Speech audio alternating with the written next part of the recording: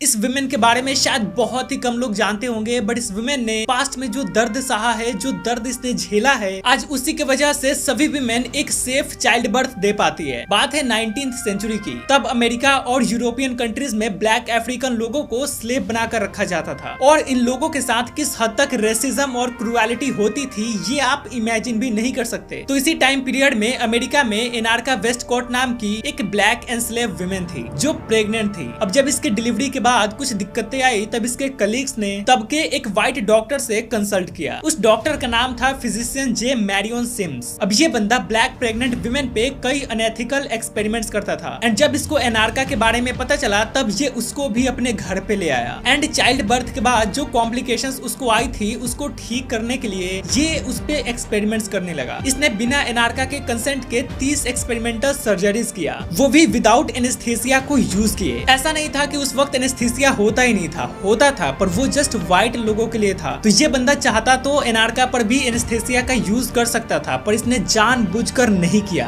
Because वो एक black enslave women थी। खैर ये बंदा एनार्का पर तब तक एक्सपेरिमेंटल सर्जरीज करता रहा जब तक चाइल्ड बर्थ के बाद जो उसको कॉम्प्लिकेशंस आई थी वो ठीक नहीं हो गई। टोटल इस पर 30 एक्सपेरिमेंटल सर्जरीज किया। हालांकि इस बंदे की सर्जरीज के बाद ही इसने जो टेक्निक डेवलप की उसके वजह से ही मॉडर्न गायनेकोलॉजी सर्जरीज में इतनी एडवांसमेंट आई। पर अजीब बात यह है कि उस डॉक्टर के नाम पर मेडिकल कॉलेज बनवाया गया, उसका स्टैचू बनवाया गया, पर उस वुमेन के बारे में किसी को भी कुछ आइडिया तक नहीं था। इवन इस वुमेन के बारे में जो इनिशियल थोड़ी बहुत जानकारी मिली वो भी सिम्स के ऑटोबायोग्राफी बुक से ही मिली। उसमें भी इस बंदे ने इस वुमेन को एक मुलाटो गर्ल कहकर डिनोट किया था जो कि एक रेसिस्ट वर्ड है। मतलब ये है असली सच्चाई आज के प्रोग्रेसिव यूएस की।